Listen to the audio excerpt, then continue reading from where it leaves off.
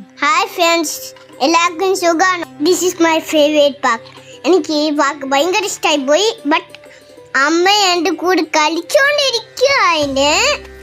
ഞാൻ പോയി ഇരുന്നിട്ട് സീസോളിരുന്നിട്ട് എനിക്ക് പേടിയായി. ദിവസം പോകുമ്പോൾ എനിക്ക് ഇവിടെ നിറയെ ഫ്രണ്ട്സ് ആണ്. എനിക്ക് സ്ലൈഡിൽ കയറുമ്പോൾ എനിക്ക് പേടിയായോ. ഡാഡിയും അമ്മയും എന്നെ ഒട്ടും സപ്പോർട്ട് ചെയ്യും. ഞാനോട് കാര്യം പറയാൻ മറന്നുപോയി. അമ്മയുടെ പല്ലെടുത്തിട്ടിരിക്കും.